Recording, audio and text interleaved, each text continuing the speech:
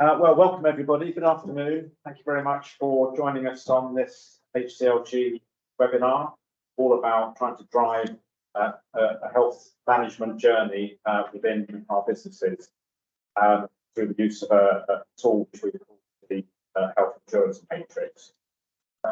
Whilst I remember, I will just start with a couple of points of housekeeping.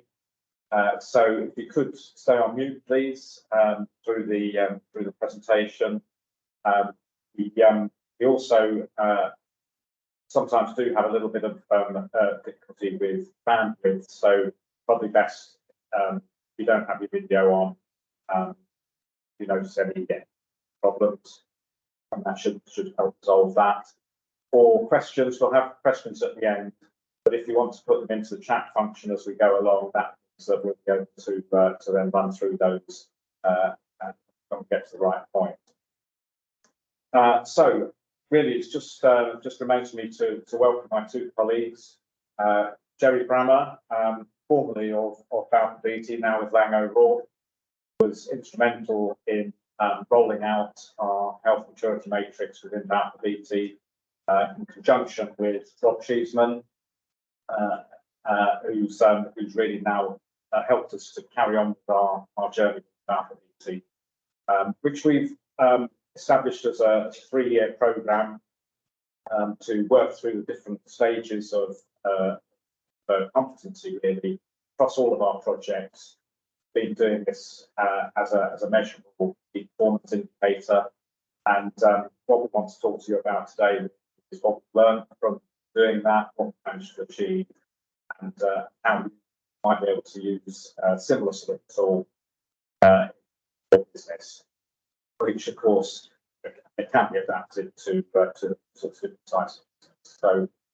So without delaying events, I'll hand over to my colleagues to take over. Good afternoon, everybody. I'm Jerry Brammer. I'm the health leader at Lang O'Rourke. So just a little bit about me. I'm an occupational health professional and worked in occupational health for over 20 years. But introducing a health and wellbeing strategy and a maturity matrix is no mean feat. So this is why we're talking about this today with you. And the lessons we learned going across this journey. So please do sort of pose any questions to us, and welcome to receive any of your questions at the end. So yeah, me. Thanks, Jerry. And Rob Cheeseman, as Simon said, current head of health for Balfour Beatty. Again, been in occupational health for a long time. My background is sort of in physical therapy and coaching background, but been involved in OH again for sort of 20 odd years now. And as Jerry said, this was quite a journey on many levels. So we look forward to sharing it with you today, and hopefully you can take something away from it. And any little snippets you can take, build into your business, from the smallest thing right through to the whole approach.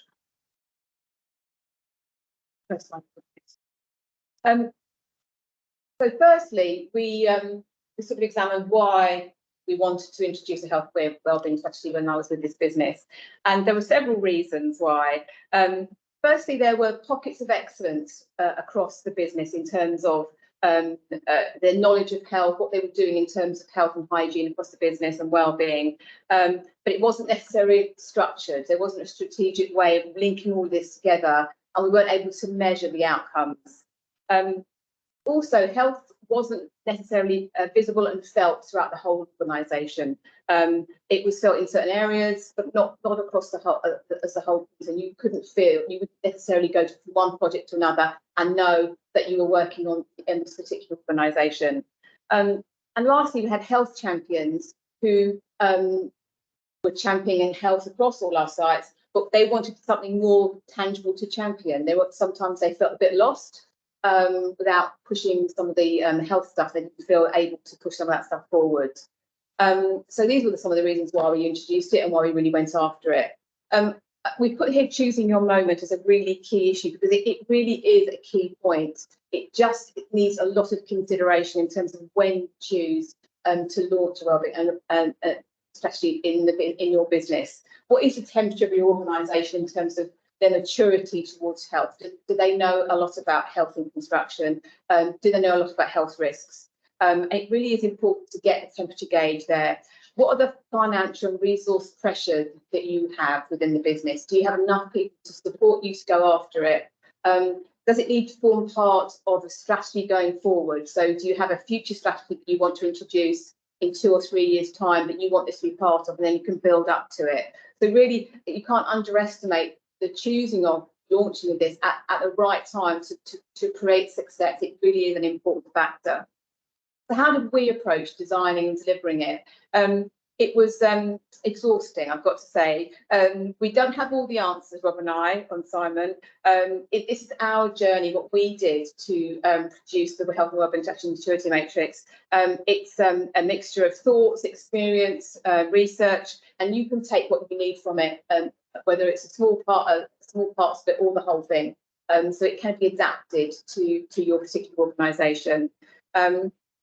We just we wanted to reach a good standard of health and wellbeing across all of our projects, and it was felt and visible, but we haven't got all the answers.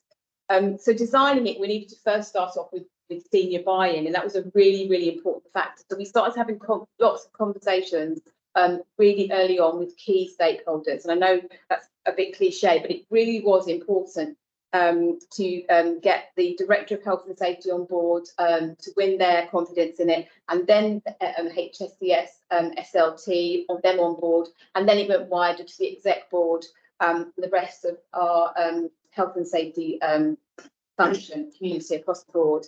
And with that, we then start building a project plan, action plan, and then timeframes on the back of that and what it was going to look like.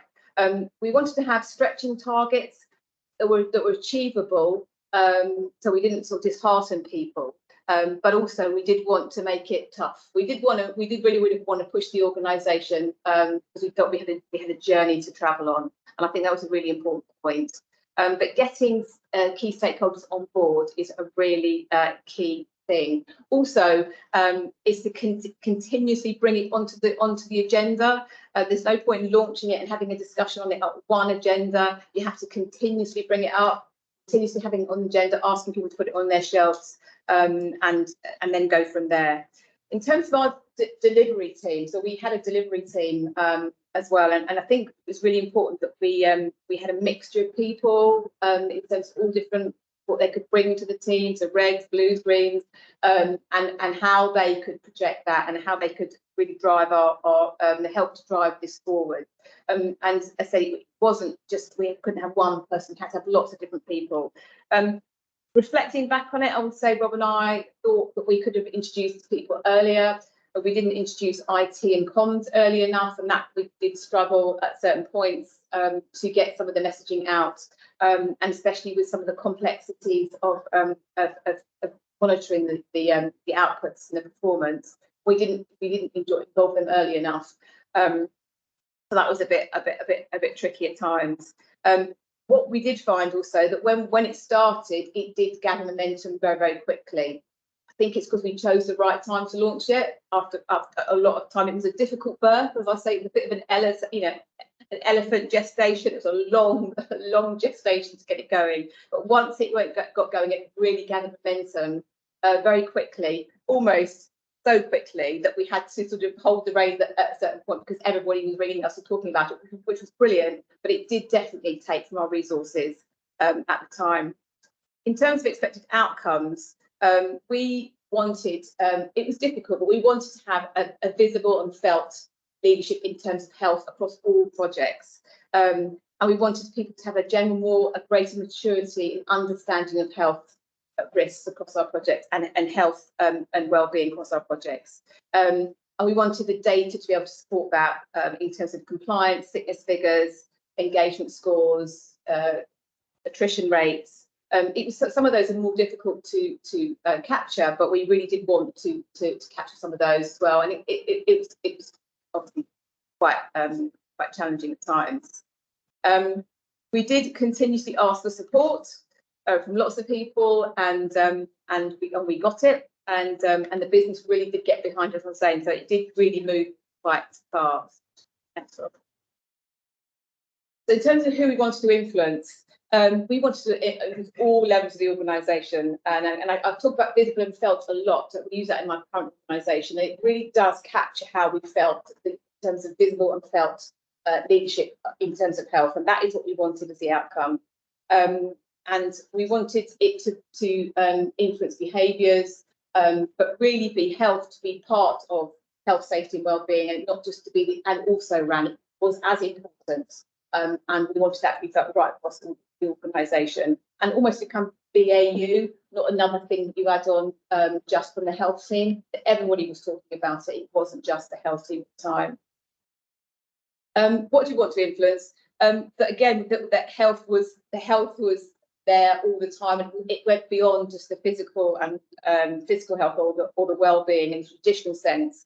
And it included supply chain. Rob will go into that shortly in terms of what we're focusing on, but it included supply chain, innovation, employee engagement, well-being, mental health. It covered all aspects of health and well-being, but it wasn't just a traditional look at health and well-being. It went right across the board.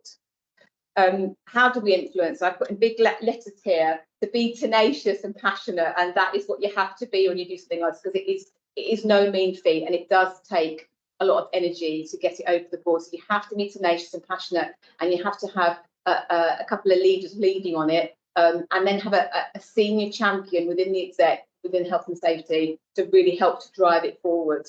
And lots of informed people that know about it. They're not having to default to the health team to ask about it. They know about it, so they can have their conversations with people. And we continued that all the time.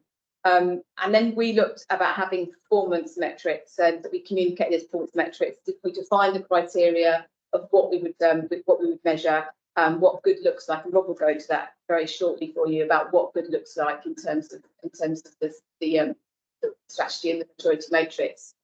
But ultimately, we kept reminding, when we got into the weeds, we kept reminding ourselves what was vitally important, and what was important, why we were doing it in the first place. And it was because we wanted to have better health outcomes for our people. We wanted people to be healthier, safer, and better outcomes.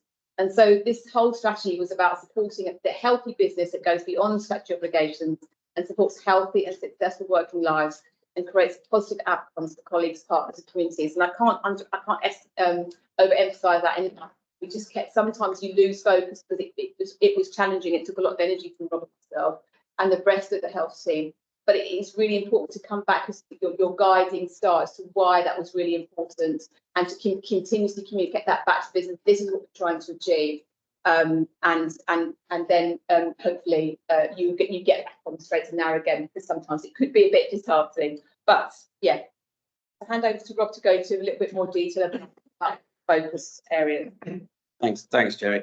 Yeah, afternoon again, everyone. So we ended up at a point now where we had our vision, so we had a high level vision, and we had to decide where to go from there. We knew who we wanted to influence and what we wanted to influence. But from that point, you really then start with almost a blank sheet of paper. You know, and as Jerry touched on earlier, the only right way to deliver this is the right way for your organisation. There's no 100% right way to do this. You know, it has to reflect what you need as a business. And reflect the business challenges that you have in order to move yourself forward in this area. So what we ended up looking then is, in actual fact, what sort of things do we want to think about? What sort of things can, going back to our vision, influence our people, our supply chain, our partners, the community we impact upon?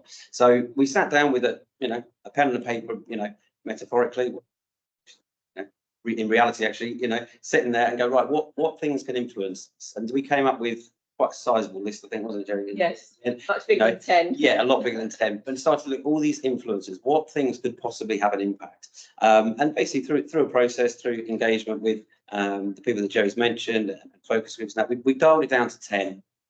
And as you can see, the 10 on the 10 listed on the screen there, what we ended up with as the fundamentals behind our health and wellbeing strategy, areas that we were going to dial into, we were going to monitor, and we were going to give real focus to.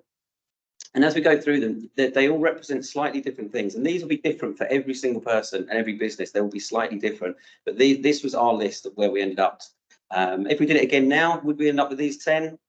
Quite possibly. There might be some changes, but that we'd only know that from learning and going through the process.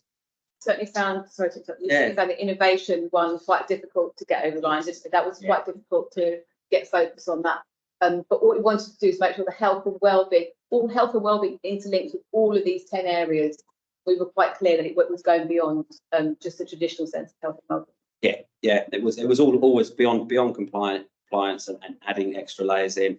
And as you can see, everything on the screen there's all interlinked. It all has an impact on each other, and the ability to influence from there. So we had things like the governance. So that was around our health risk management, our approach to our medical profiles within the business, our health surveillance, making sure that those fundamentals, fitness to work, and things like that, those fundamentals were always in place. And they were, they were the building blocks of where we went from. The health by design was about reducing risks. As one of our previous leads used to say, getting left as much as possible. How far can we get left to design these health risks out as far into the beginning of the process as possible? Can we really infiltrate the design teams to really start to eliminate and prioritise health risks within their design packages?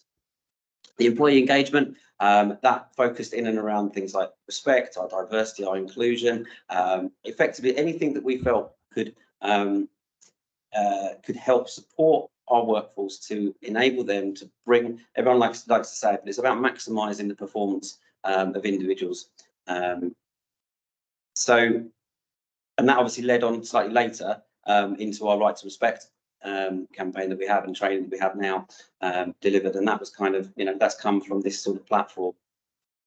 The mental health side of things is all about trying to influence positive outcomes for our people, and mental health, again, we could have left it out and had it known it was in every single one of these, but we wanted to draw it out to allow us to focus on our reactive side of things, so perhaps the support, the people focused support, but also the proactive side of things in our training and our awareness, and rolling out those sort of things across the organisation. Then we have the personal wellbeing side of things. That was focused on self-help, as a lot of people would like to call it, kind of self-help approach. How can we give people skills and knowledge to make good decisions to support their own health and well-being? And that's the personal side of things, is around your nutrition, your exercise, your stress levels, fatigue, all that sort of side of things. How can we influence and give people the tools with which to be healthy, or certainly to make healthier choices? The leadership, Jerry touched on this earlier ago. I think the big thing, and those of you that sort of read about wellbeing, that the authentic leadership piece is huge. The effect that can have on the delivery of a strategy, especially in the wellbeing space, is well reported. Really getting the key people to not only to talk about it, but to actually live it.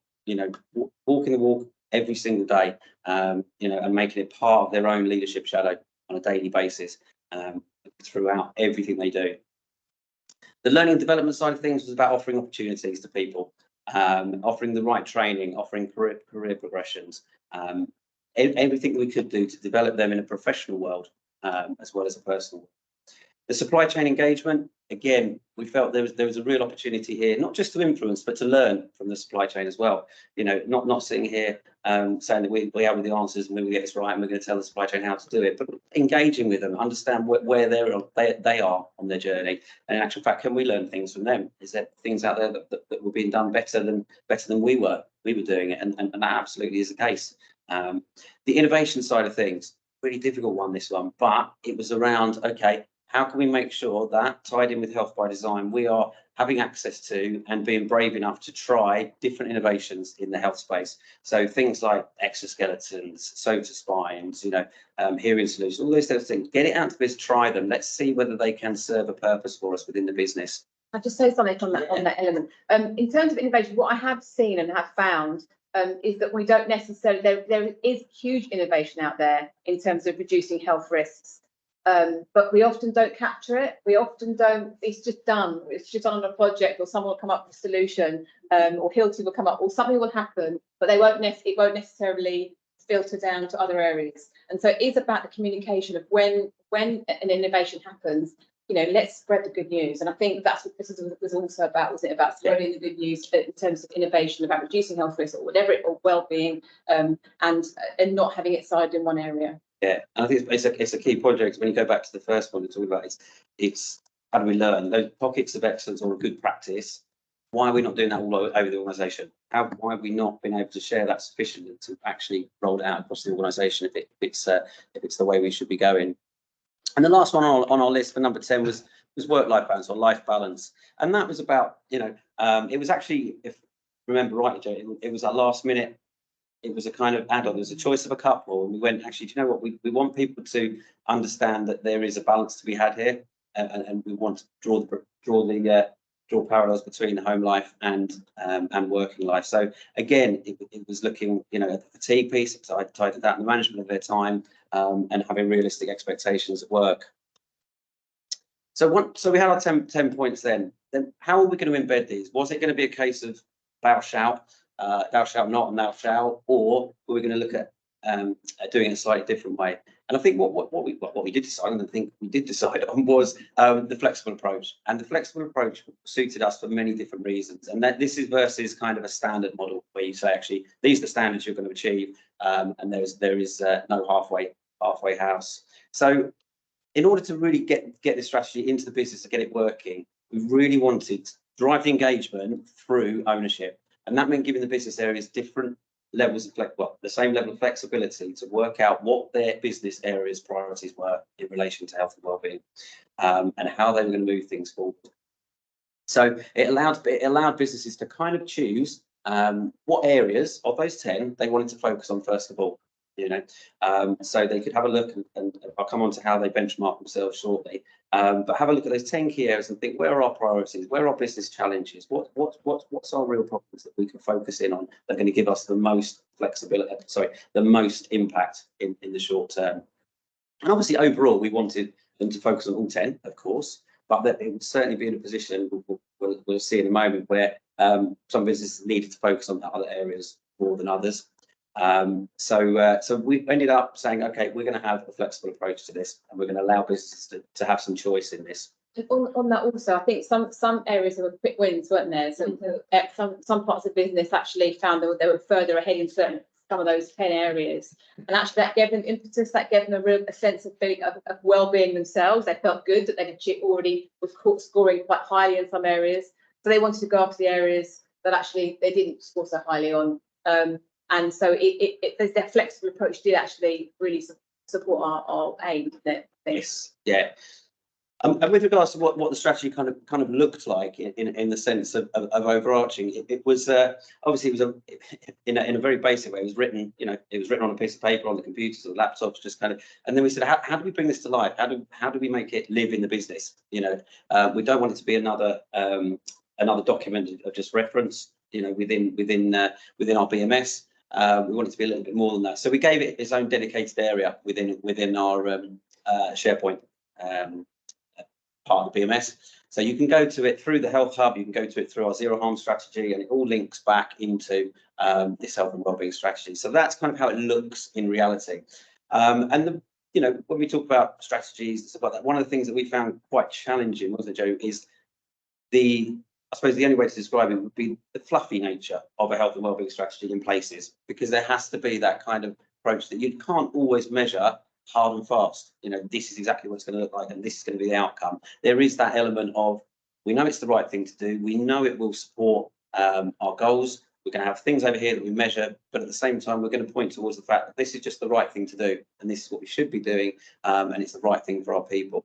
So within our strategy, we had sort of 4 main sections. We had the sort of introduction and vision. Joey shared the vision earlier, just talking about why this strategy is going to exist, what we believe we can get out of it, and how we're going to engage and infiltrate it within the business. The aim and scope side of things was around why, the real dialing down to the whys, the retention, the attention and attraction of talent, maximising that performance of happy, healthy people, higher creativity, reduced costs across the board, and ultimately, tied in with an HR strategy we have, a great place to work. Want people to want to come into Balfour Beatty and work, and enjoy their work and know they're going to be supported. The fitness for work section, that was very much around ties in with the first piece around the governance. So it was our approach to health risk management. It was approach to our golden rules, our 4 golden rules. And it was the role of occupational health, occupational hygiene, the DNA testing, everything that we needed as kind of more of the management side of fitness to work. And that tied into that section was also guidance on the absence management support, how we get people back to work safely, efficiently, and minimise costs from that perspective. With the wellbeing side of things, again, we had a large area here, you know, a huge area that we could have gone anywhere with. But within this wellbeing section on this, you'll find your self-care section. So you'll find your sleep, you know, your sleep hygiene, your nutritional information, your exercise, your stress, all that sort of stuff. And this was about building awareness, you know, health promotional work, building awareness, allowing people, giving people all the tools to be able to kind of invest in themselves, and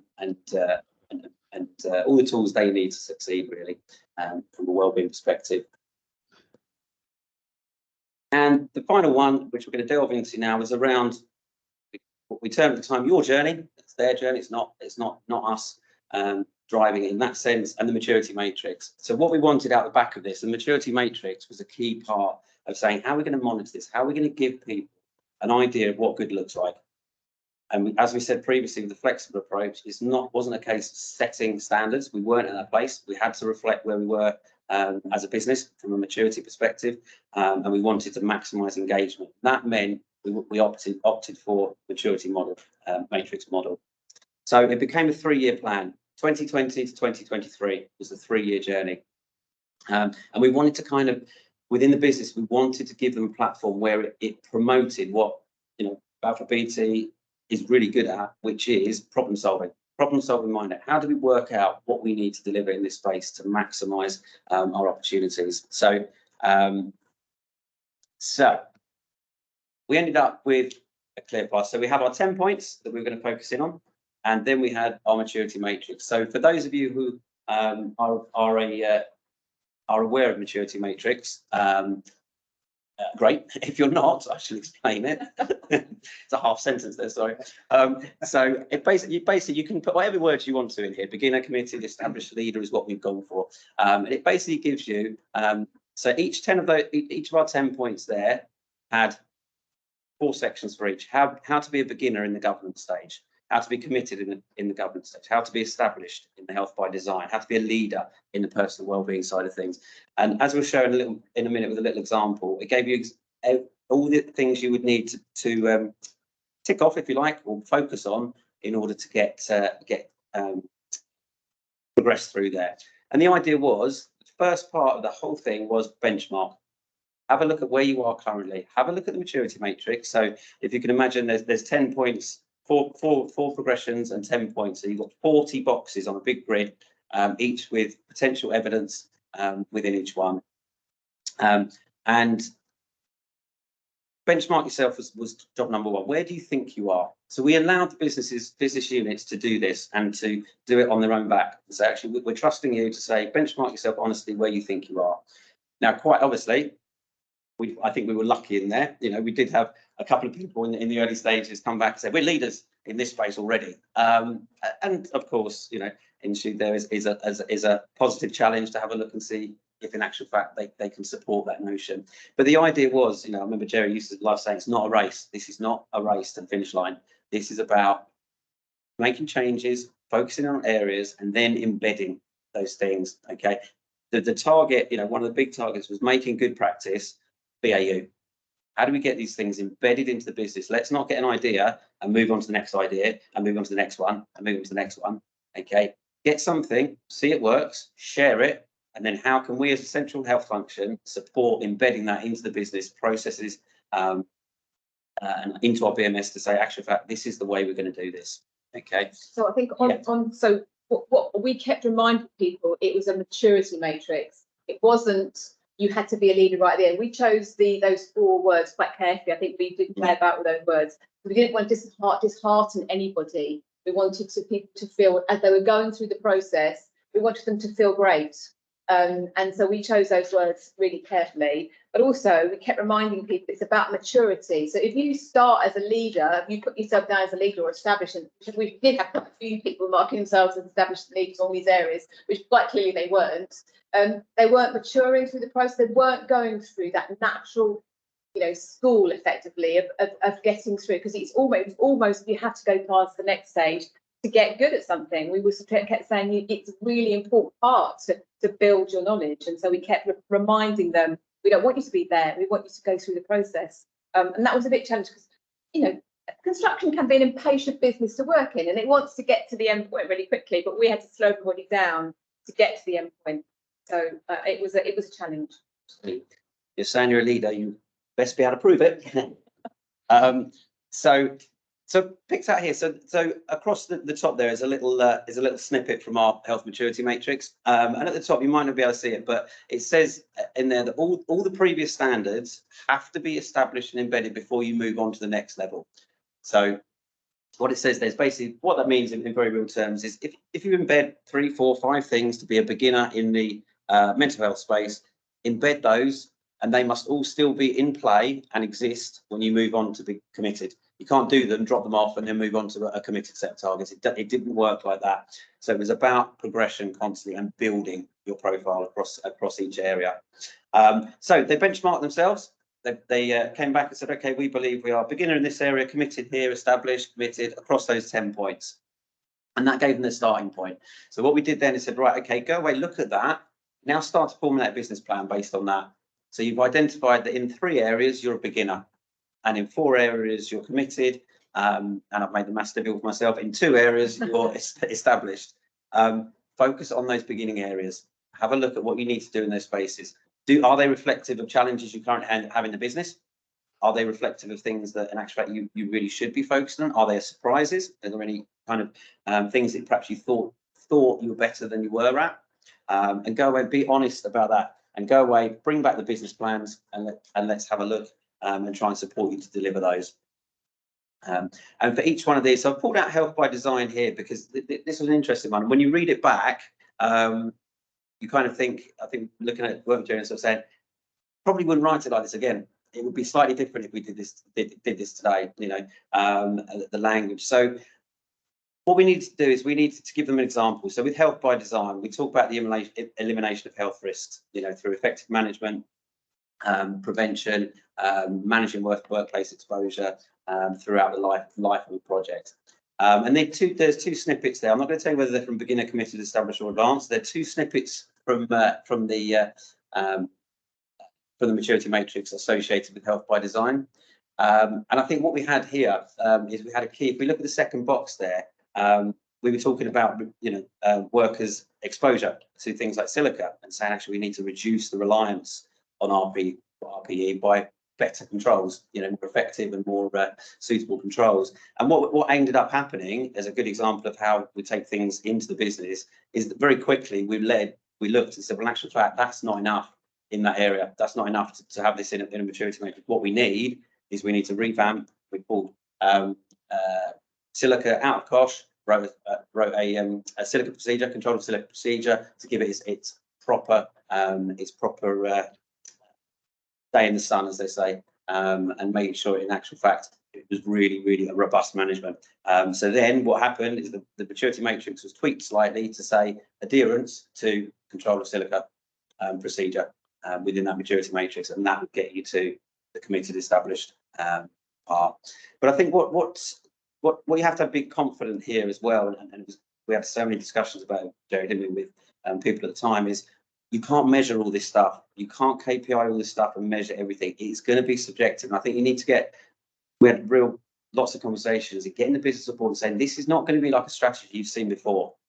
You know, this is not going to be, here's the input, here's the output, here's the input, here's the output. This is going to be a lot more rounded, you know, and we've got to... People, didn't it? Yeah, people didn't like it. It so far away from what they'd seen before, it did frustrate them. And I think we did get a pushback on certain things. But luckily, we'd all done all our stakeholder engagement, so they were, you know, seeing people were able to push back and help us, support us. But it was uncomfortable, wasn't it? Yeah, definitely, because it wasn't like anything.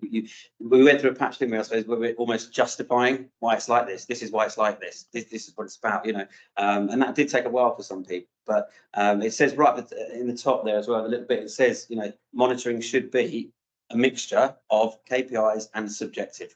And what that means is effectively a few of our businesses initiated very brief, but like 4 or 5 question surveys wellbeing surveys that they embedded into their business on a 6-monthly basis to try and get feedback, you know, because if you know, that has to be part of it. So for example, if somebody says, you know, you ask them set questions that says they feel, you know, respected, valued in the workplace, challenged, they enjoy coming to work, you shouldn't be looking at a form and going, no, you don't, no, no, that's not right. You know, that is a valid opinion. That's a valid form of feedback. Actually, okay, that's what we need to hear.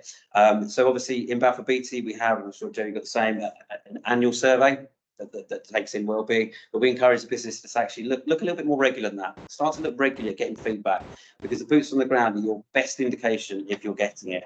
Because we could have the nicest SharePoint site, the best, you know, what we believe the best here, but if we go out into the business and we don't get the feedback that we're hitting the money, then it's a waste of time.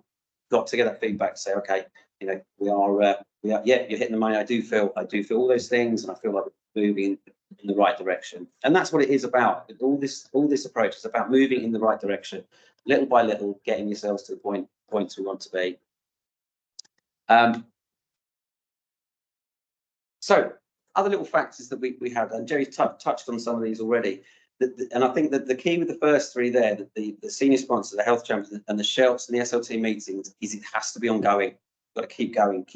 It's not a one hit wonder in the sense of just delivering it once and saying, great, can you keep going? You have to follow it up again. Get on the meetings. Ask for the slots. Sometimes it's pushing the door open, wasn't it, Jerry? Yeah. Other times the door was open. You know, it's giving slides, constantly giving slides for Exco and Shell on an update on the maturity matrix. So you were sort of pushing yourself on people and saying, here's the slides to present here, here's the slides to present on this, here's where we are on this. And tenacity is a big key factor. Yeah. Yes. Yeah. And yeah, good at that. Yeah.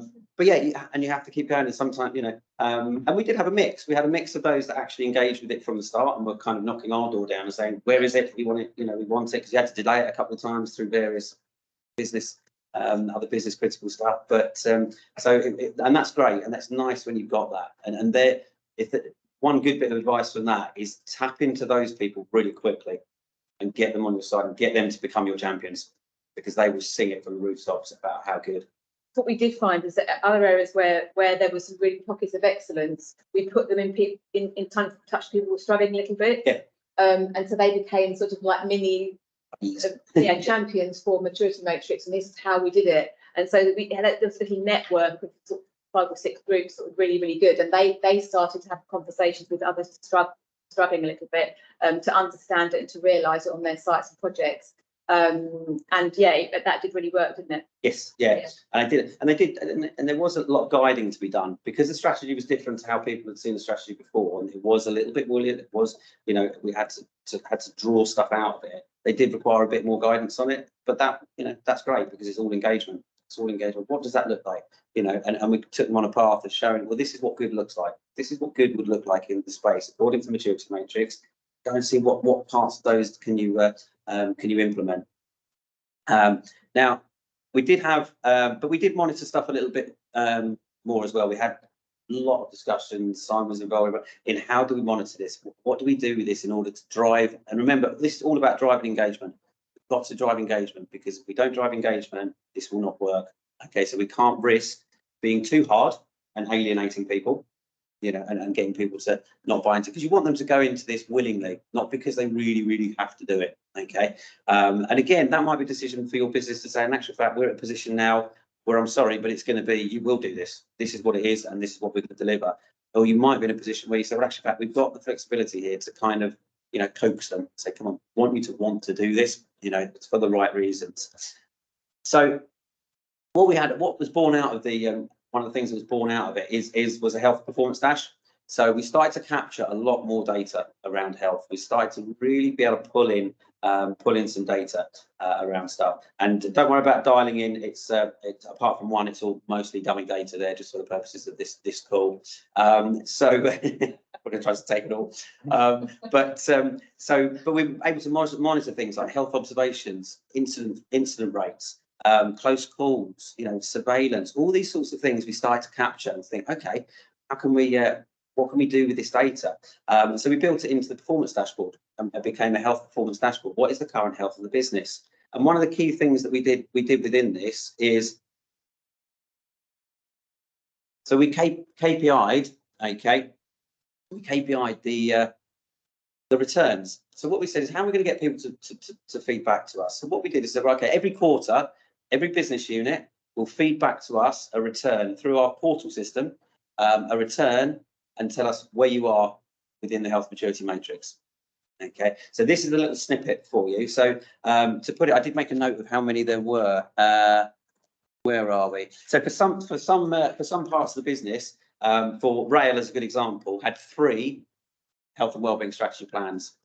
They were all born off the matrix, but they had 3 within the whole of business, 1 for each part of their major business. And on that graph there, if you look at something like UKCS regional buildings, there are about 29 within that section alone, all moving in the same direction, but it all allowed them to have slight flexibility. Again, all moving in the right direction, but slight flexibility to focus on the areas that were most important to them as a business unit and as a business area.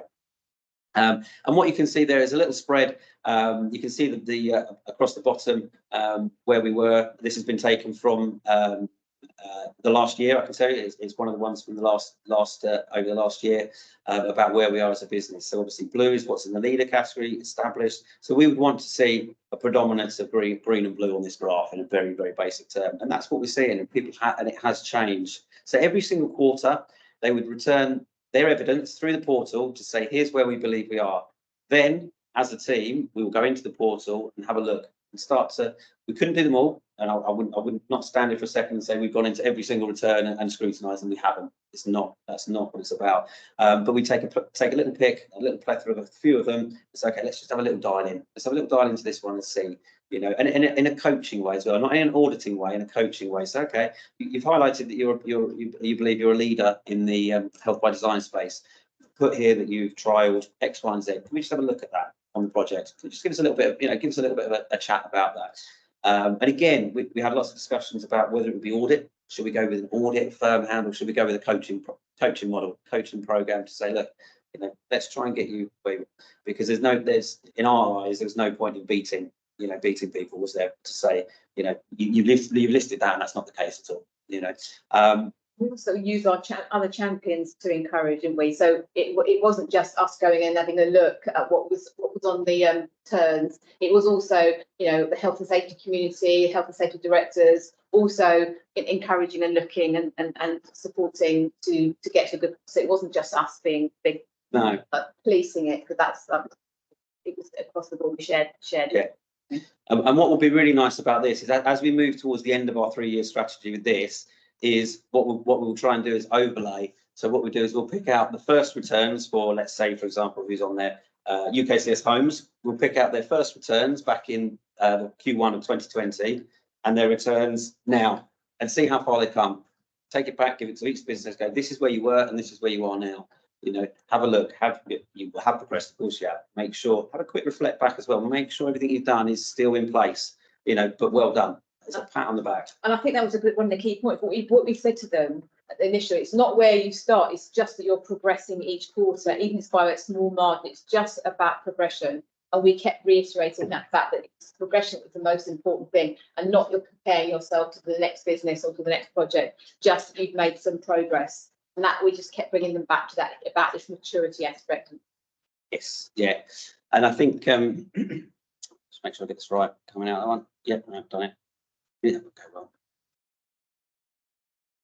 Okay. So as we sort of get towards the end now, before we look at where the focus is going to be going forwards, I think we need to look at it with a critical eye, and we have done internally. Would we do this again? And I think the answer is if we were in the position we were in 2020 delivering it, I think we would do exactly the same again. I think is that fair, Joe? Yes. I think we'd do exactly the same again.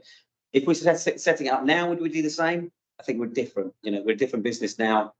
We've matured in certain areas, and I think we probably adopt, you know, a slightly different approach. And what I mean by that is not a completely different approach, but we might have those 10 key areas might look slightly different this time. There might be different things that we pull into there this time and say, actually, we've dropped that one off and we put this one in again. But the reality is we're only saying that now based on what we've learned from doing this.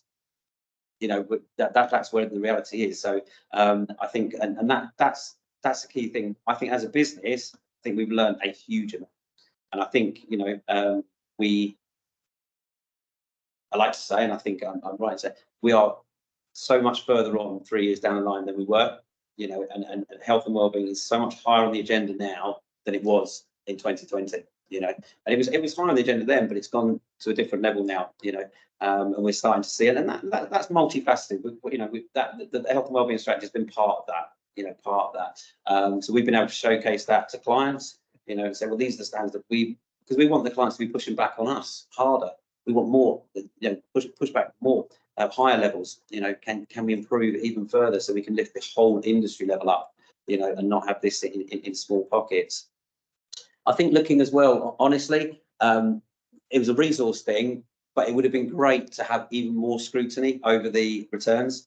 I think that's something that was a resource thing, you know, maybe if we did it again, we might actually look at having more of a dedicated resource to look at those returns. We did it in small batches. It would have been nice to actually look at every single one, because I think that would have helped engagement, because I think if every single one had got feedback on every single quarter, that would have really driven engagement even higher. And I think probably one of the most interesting things about this was we believed that the operational teams were going to be our biggest challenge within Balfour Beatty in rolling out a health and wellbeing strategy, and it turned out it wasn't. It was the enabling functions that were the biggest challenge to us delivering. Now, so the engagement levels we had from the operational teams ranged between 84 and 97% returns on a monthly basis across the last 12 returns, which is phenomenal. Really, really does make me smile when you hear that number, because it's brilliant engagement. Whereas our enabling functions were a lot later to the party, weren't they? They you know, our HRs, our finances, they were a little bit late. They thought it was an operational only thing. Whereas in actual fact, we're like, no, because as an example, for an office-based population, the idea of the flexible approach was to look at the governance and say, well, actually, let's look at DSE. That's a key focus on DSE and related MSDs. Let's look at that, and that might be our governance piece. You know, ticked off and boxed off for that piece. Sorry, ticked off. It's never a tick. It's never a tick. It's not what it's about. I think the early engagement is a really key point, because I think that's, you know, if we're going to look at reflect honestly, if we probably should have engaged early with those enabling factor central teams to say that it was not there, and we probably didn't do enough there in terms of their engagement with them, so that took a little bit longer to get off the starting base. But also in terms of the guidance on what good looks like, I think we could have dialed that down a bit more and given that greater focus. But again, what you said, Rob, we only learned that as we've gone through the process. We've matured by going through the process, and we've learned a lot from it. So yeah, 100%. And again, when we look back now, looking at the sort of KPI side of things, did we get that right? It certainly heeded results. Would we do it slightly differently? Probably add to it this time. If we did it again now, quite possibly, you know. But I think there's a balance to be had in supporting the right behaviours. And what I mean by that is sometimes, you know, we have the tables in Balfour Beatty, don't we? We have, you know, there's a competition element is good, you know, to a certain extent, but you don't want the competition element to drive the wrong behaviours and start focusing on that as your outcomes. So there's a real balance there to be had between those two. And I think, again, that's about you as individuals knowing your own businesses and thinking, actually, this is what worked best with our business. A little bit of competition is quite good sometimes. It does get them competing a little bit, but it's got to be at the sweet spot. Otherwise, you do risk driving the wrong behaviours. And just to finish off, so we've got some time for questions and discussions. Where next? Where are we going to go next with this? So for us in Balfour Beatty, this is about now taking all the evidence that we've got, taking everything that we've pulled in the last 3 years and galvanising it and basically moving it towards a set of standards. So what we've become broadly Balfour Beatty standard. This is what we expect now, you know. And obviously some of our projects are still on the path.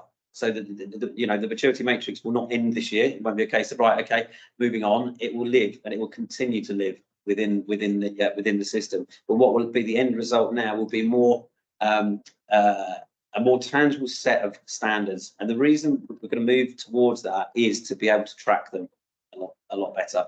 Be able to track them and really dial down into it so that you can have a clear idea if you are achieving what you need to achieve in the health and wellbeing space. And all that evidence that we've got over the last 3 years has put us in a position where we can do that now, because we know what has gone on, what needs to go on, what has had the most impact. And I think, as Jerry said it, I said it, don't have all the answers here. You've got to keep listening and learning in this space, and every day speak to different people and different things come to light. And you think, actually, probably pick up on that. We should probably do that. Let's try and build that in. Let's try and learn from that. Different industries as well. I think, sometimes in construction we can be a bit insular, only looking at ourselves. I think, it's really important that we look outside at other industries and say, what's everyone else doing? What are other people doing? And that's something that can really help drive us forward. I think, as I shared with you, the performance dash, the ability to have data-driven solutions is going up on a daily basis now. The data we're pulling in is allowing us to really target things. You've got the staples around sort of sickness absence, about subjective cost of presenteeism, all sorts of stuff like attrition, all stuff like that. But we can use all that data now. Our accident rates, our injuries, our observations, all that stuff we can start to pick now to get a temperature on a daily basis of how we're doing in the business.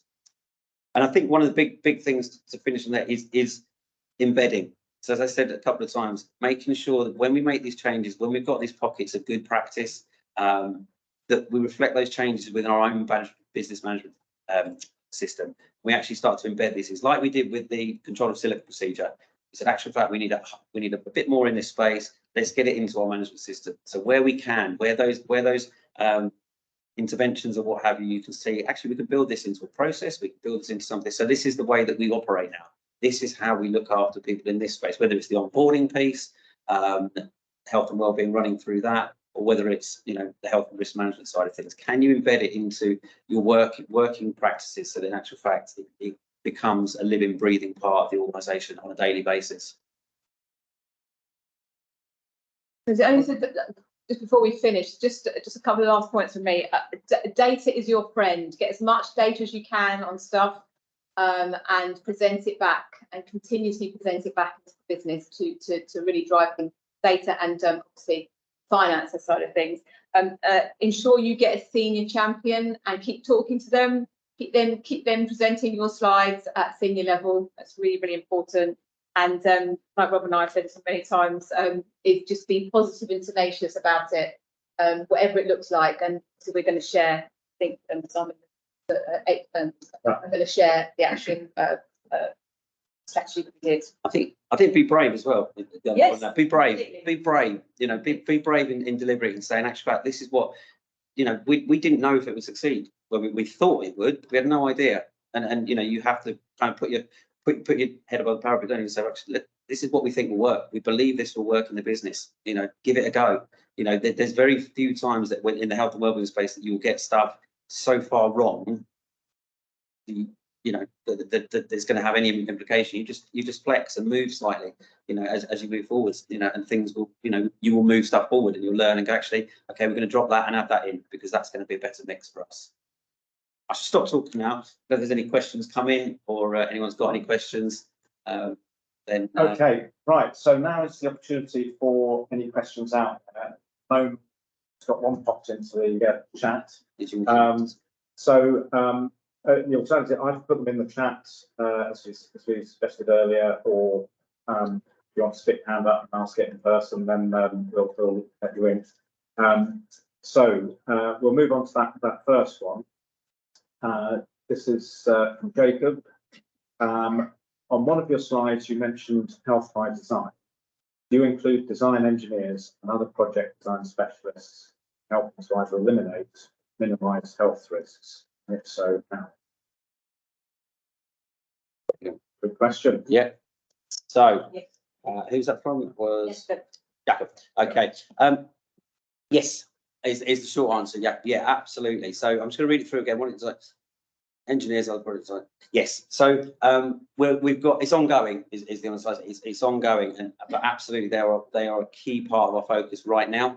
And we were talking only this morning, actually, in a meeting. We were saying that recently we had we launched a suite of training, managing health risks in construction course, which is an 8-module course within the business. And we were only saying this morning that our design community it's not actually mandated to do the course. They're not, I think it's due in Q2 next year that they'll get mandated to do the course. But our designers have been the biggest uptake of the self-enrollment of that course, which is fantastic news. You know, so I think, not an exact number, but around 800 of our design community have actually enrolled on that course themselves and do it. And we have got ongoing discussions and forums. Stuart, one of my colleagues, is in the room, who's occupational hygienist. There's discussions happening there about how we look at further engaging the design community, and it ties in with that kind of getting left approach. So yeah, absolutely key community. I think they can be real. They can drive us forward a lot in that space. But we understand that it's difficult. So I think we do get, it's a difficult area to crack, and not understanding the challenge we have ahead of us on that. Okay, good. So we now have a question from Johan.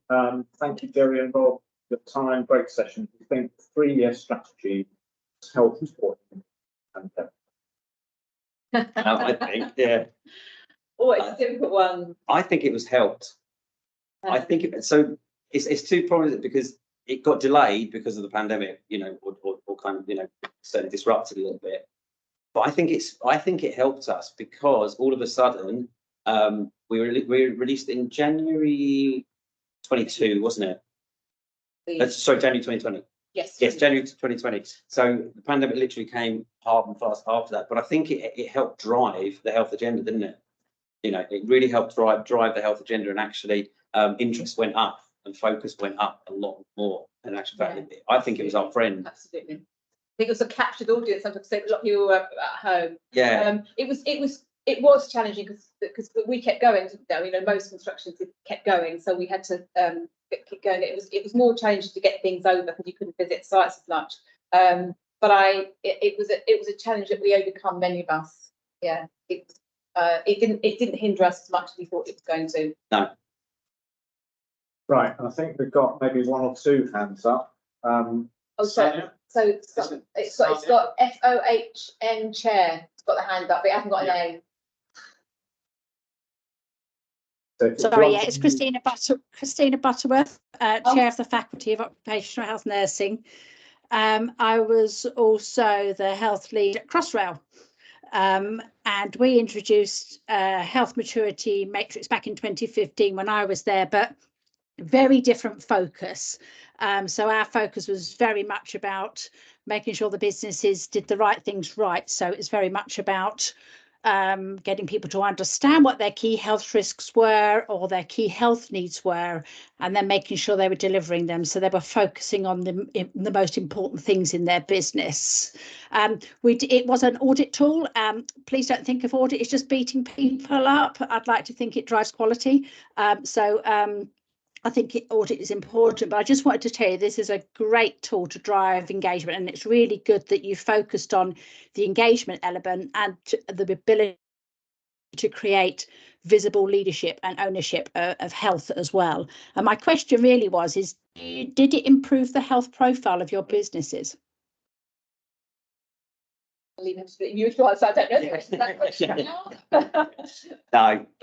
So yes, it has, and I think it's what's the best way to look at that? So I think it's still an emerging picture. I think has it improved the health profiles? Yes, it has. So when we look at things like, are you talking about things like disease profiles and stuff like that?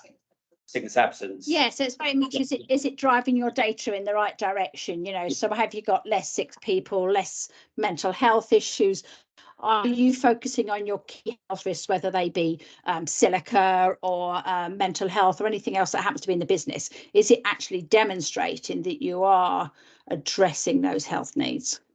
Yeah, absolutely. I mean, if we go back to the data side of things, the sickness absence data is quite recent. Obviously, I haven't shared it for obvious reasons on here, but since the introduction of it, it has had a positive impact on our sickness absence profile. I think the health risk management side of things is gone again, really focused in on that. We've got a couple of new tools that we've just launched into the business around our sort of digital risk assessment and high level health management procedure. across the business. So yeah, it definitely has had really positive impacts, and I think we've got into conversations and audiences that I don't think we would have otherwise, because I think, we've been, COVID helped us in that way, I think, because we started to look at, the business challenge you then, don't you? When you write something like this, business challenge you say, well, actually, we want more data on this. Tell us why it's working. Tell us why we're going to keep supporting this. And I think, that drove us to say, okay, we need to find new ways to, do this. So now when we put, the health dashboard that I showed up there is one of, there could have been 4 or 5 on there. Of information, the stuff that we can put across the top table, the top table's desk, and say, look, this is what we're looking at, this is what we're doing, and from an intervention perspective as well, in a proactive way, looking at, in actual fact, can we start to think about what might be ahead, might be coming over the horizon. So yeah, I think, yes, success has been there. Has it been as good as it could be? I don't know, is the honest answer to that. I honestly don't know. I hope, I know it's changed things for the better. It's also helped with roles like Stuart's, in terms of getting specialist roles in, hygienists, occupational hygienists into role. It's concentrated the business on what's important. I think she'll agree with me, but many, I work with many good hygienists, and I think, they are integral within this, and I think that's helped, doesn't it, to Yes. drive and to add real value. Not Stuart's nodding. It's all good. Anyway. Okay, that's very good. There's one link from Richard Brown as well in the chat, in case anybody missed it. 3. So, perhaps just to finish off, one question from me is, we've been talking about this in the context of a very large structure, quite diverse set of businesses. With that comes challenge, obviously, because of the extent, scope, also some advantages to resources that we have our IT systems for reporting, our arrangements for shelves and everything else, executive meeting, and the whole level of our data function support. If you're approaching this as a small small business, what would be your key tips for how to make this work over and above what you? Yeah, it's interesting because I remember when we were talking about it a few times, you sort of said we're doing this like a small organisation, but the challenges would be very different. I think very different. But I think the one key thread that would remain is around that engagement. I think the advantage potentially of having a small office is getting to your people, getting to people, getting direct feedback, direct input from the people. But I think the overall process, I think, should be broadly the same. What are your main challenges? What's for example, for a small company, a sickness absence rate of 1.5 just might be unmanageable. It's too much. We can't sustain this. This is a business risk. So in actual fact, that might become a focus. It might be about the retention side of things. But I think just sitting down, if you because I suppose for some people they might be the only person in the organisation who's delivering this as part of another job. But I think it's about having an honest conversation with the business leaders who might be and say, look, these are the reasons I think we need to focus on this area. This is what I believe we can get out of it, and start from that point and say, okay, well, I think I could save you £10, £20, £2 million, whatever it might be. I think it's drawing it in, isn't it? It's picking out the areas that are imperfect, but also, to me, it's concentrating on the governance statutory side of things. So, regardless whether you're a small or bigger organization, you'll still have the statutory obligations if you put through to a health risk. So it's really important, I think, for those businesses to concentrate on the governance, and then you can add also bits on. So I wouldn't suggest that you do 10 areas of focus, and it can be a much simpler model, and to get people through a process. But I would say that they need to concentrate on their health risk management and their governance initiative in the first instance, and then they can build from that when they need to. Fantastic. Right. Well, that's starting to look through the door into this room. So, so we've gone slightly over. Thank you very much, everybody, for your attendance this afternoon. We'll have the recording posted on our HCLG web page, along with the model.